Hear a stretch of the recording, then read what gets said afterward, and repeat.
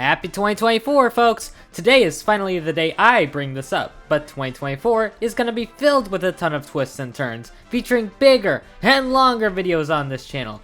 With that said, I'm finally happy to announce that I'll be reciting every slur in the English language. Wait, what do you mean we're already far and I can't use that joke? What do you mean season 2 is starting? I gotta get back home!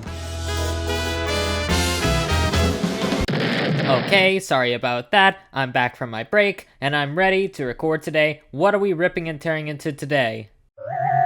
Oh, more Shantae? Wait a minute, I thought we did all the Shantae games already. Wait, what do you mean I completely forgot about the other games? What do you mean there's another one coming out this year? What the hell is going on?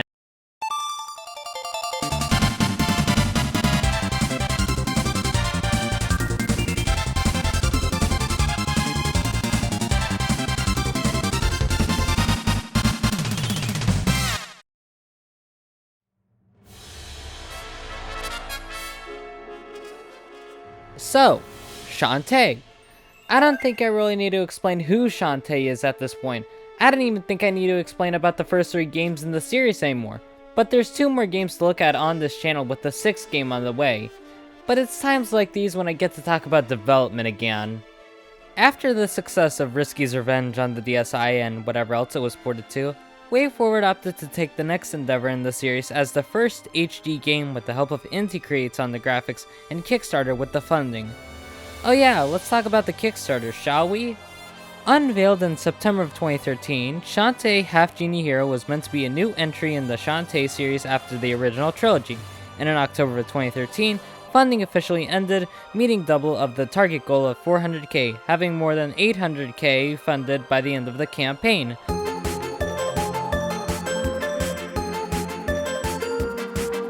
However, PayPal was set up, allowing for additional funding to raise $950,000.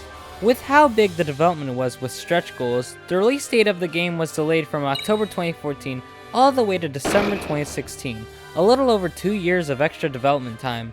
But with such a long development time also came with its fair share of sacrifices. Initially, the game was also going to launch on the Xbox 360 and PS3, but due to the low demand for those consoles, and how the consoles were both discontinued in 2016, I'd say it was for the best we didn't see those versions, because wow, I don't think they'd be able to run this game entirely. But eventually, after a long and hard wait, Shantae fans finally got the 4th game in the series. After waiting 2 years for the game to release, it's finally out, and I'm going to review it 7 years and 2 months later. Shantae Half Genie Hero is the 4th game in the Shantae series, finally releasing on PS4, PS Vita, Wii U, Windows, and Xbox One, all on December 20th, 2016, with ports to other consoles such as Nintendo Switch, Amazon Luna, Stadia, and PS5 all coming out later down the line. The game was released in 2 versions. There's the normal release of Half Genie Hero, where you have to pay for all the DLC, or the Ultimate Edition, which comes with all the DLC plus all the goodies that were exclusively released for all Kickstarter backers. I'll talk more about the DLC later, which includes extra campaigns and such, but for now, let's talk about the main game. I think it's alright. It's certainly not as good as Risky's Revenge or Pirate's Curse, but for what it's worth, it's fine. My recommendation though? Buy the Ultimate Edition. It's $10 more, but at least you'd be getting all the DLC plus more with it, so it's well worth the money. But like any good review, let's talk about the actual game itself. Taking place somewhere after what I assume is Pirate's Curse, Shantae wakes up to the sound of a voice being lured into a secret cave that's in the basement of Uncle Mimic's workshop. The voice tells Shantae that an agent of darkness would strike and corrupt the mysterious magic for its own gain, allowing it to cause despair among both the human world and the realm of genies. This leads to Shantae getting her genie magic back as a result of this, allowing her to stop this new evil. The next day, Shantae goes to Mimic's workshop only to find out he's working on a new invention titled the Dynamo. More on that later. If you really want me to be honest, this game is weird with its story. It follows a consistent plot with its story, but it also goes over various subplots, such as the entirety of Scuttletown forgetting absolutely everything, girls, I mean maidens, as the game calls them, being used as counterfeit mermaids. This game's plot is all over the place. It's so much more different than its predecessors in a lot of ways. I don't genuinely feel like slogging through the entire game's story, if I'm being honest. It's not that bad or anything, I just personally found it to be all over the place. So let's talk about the meat and potatoes of this game. The gameplay and everything else in this game, I guess. Shantae Half Genie Hero is such a vastly different game from its predecessors, both in terms of how its story is laid out and how it functions as opposed to the last game, Pirate's Curse, which, if you remember, was what I consider to be the best in the series. On the other hand, Half Genie Hero still retains those little bits of Pirate's Curse, multiple areas to explore, secrets to discover, the list goes on. But if there's one gripe I have with this game, it's that I don't like how it feels from how it's set up now. Granted, it still functions like a Metroidvania, stages now have an end to them as opposed to having something like one big map to explore like in Risky's Revenge, or having Risky help you go to different areas like in Pirate's Curse. And speaking of Risky, Risky returns as the main antagonist of this game. I mean, what's a Shantae game without Risky? She's basically an essential character to the series. She's like glue, in a sense where she holds the rivalry between her and Shantae together. Personally, I'm fine with Risky being an antagonist again, but at the same time, it makes the ending to the previous game, Pirate's Curse, a bit pointless in a way. Like, I get it, the game is probably how a lot of people were introduced to Shantae. It was, at the time, the most accessible Shantae game, aside from maybe Pirate's Curse and also Risky Revenge Director's Cut.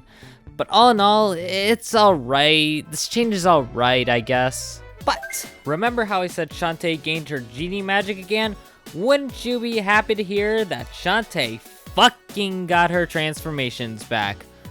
Luckily, it's not as bad as something like the original game where you have to time your inputs, right? It's actually much easier than that. Shantae can transform with a single button and a single direction press, and personally— Wait, they fucking fixed the transformations?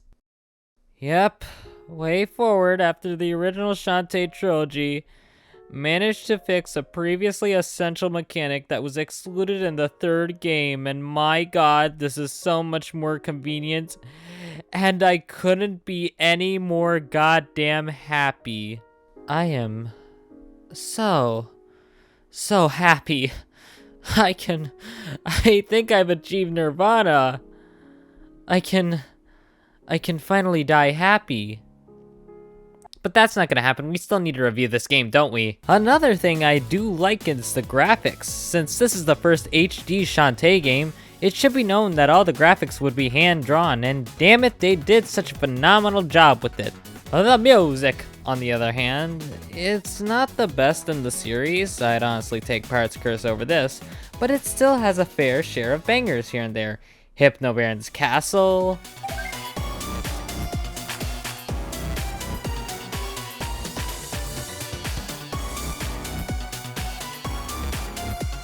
Mermaid Falls,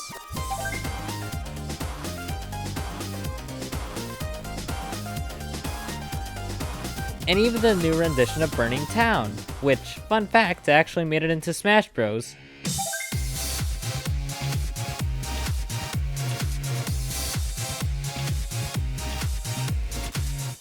They're all certified bangers. Jake Coven continues to slay with the music, but this music isn't something I'd be putting on my playlist, honestly. Sorry about that. As I've stated before, Half Genie Hero doesn't feel as good as the previous games. But that doesn't stop it from having exploration elements now, does it? The game allows for players to return to previous levels, so if they missed something before, they can go back to it later and acquire what was needed before to potentially progress through the story or complete a side quest. Most of the side quests in this game are necessary for getting 100% in this game, or rather progressing through the story. But that leaves the question, what happens when you finally get through everything this game has to offer up until the final boss? After getting through everything in the game, it's finally time to defeat Risky. But first, if you really wanted to, you can help out the Barons of Sequinland with something. Get them a specific item, then they'll let you have a specific item, which can affect the ending of the game. Get all 4, and you'll get the good ending.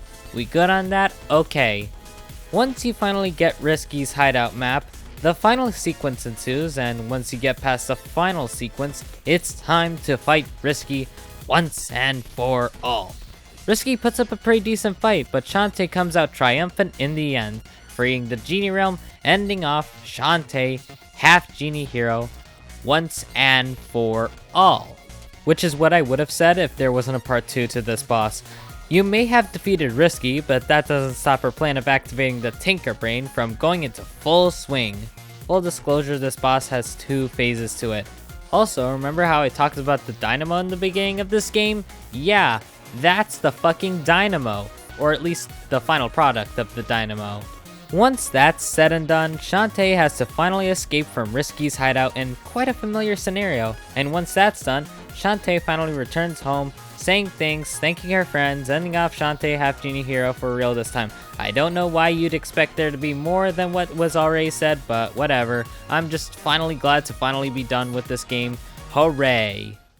Shantae half Genie hero feels underwhelming, which is why it received DLC later on. That's right, Shantae half Genie hero may feel underwhelming, but that doesn't stop it from having extra campaigns sprinkled in as well. So with that said, let's take a look at some of the campaigns, or rather all of the campaigns that were featured in this game, more specifically, the Ultimate Edition.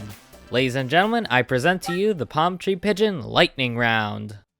Hero Mode, unlocked after being the main campaign, gives Shantae some of her transformations allowing for speedrun tactics. Hardcore Mode, which is a much harder campaign to the original game featuring more difficult enemies. Pirate Queen's Quest, a mode where you play as Risky with her Tinkerbats as they set out to rule Sequel Land. With the return of the pirate gear, I'll be real, I'm so glad this mechanic returns, and you can upgrade the gear as well with the dark magic you collect, which is kinda cool as well. Friends to the End, a mode featuring Sky, Rye-Tops, and Bolo, which takes place during the story but tells us through the perspective of Shantae's aforementioned friends. Ninja Mode, a mode dedicated to going super fast and having reflexes of a ninja at the cost of your defense being lowered. Beach Mode, a mode dedicated to getting through each level so while staying cool in the sun. Literally, Shantae will lose health over time, and the key to keeping it in check is to either get in the water or find sunscreen scattered throughout the levels. Officer Mode, a mode that was fully inspired by Mighty Switch Force. That's pretty much all there is to this mode. If you've played Mighty Switch Force, then you're all set for this mode. And finally, Jammies Mode, a mode where Shantae's entire moveset is replaced with sleep-related mechanics. That's it. And there we have it. Those are all 8 extra modes that are featured in Half Genie Hero. Not a bad lineup, actually. I don't really care if these are the only campaigns featured here. It's worth mentioning that this may be the only time we see a Shantae game get paid DLC, and I think that's funny. Other than that, there's not really much else to say about Half Genie Hero. It's a solid platformer, and for as much as I like to rag on Shantae's mechanics in this game, it's decent enough to be considered a good game in my books.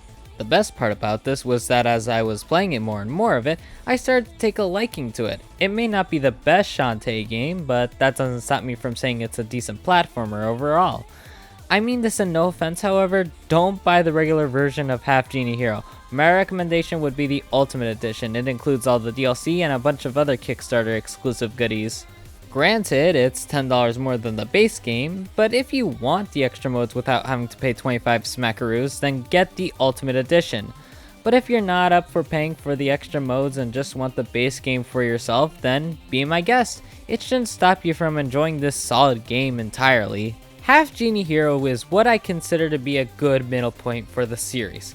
You get the best of the entire original Shantae trilogy, featuring good music, mechanics that were janky before but were fixed in this game, extra side modes to give you more of a challenge, the list goes on. But for my sake, I think now will be a good stopping point more than anything to put this series down and never think about it again. Until Risky Revolution comes out, or when I talk about another Shantae game. Oh, I'm getting to it. And just you wait. It'll be the best damn review I'll ever make, I think. Man, are we really almost done with this series? Only one review to go and I'll finally be free from this series. It's times like these that make me wonder when I get to the next Shantae game though.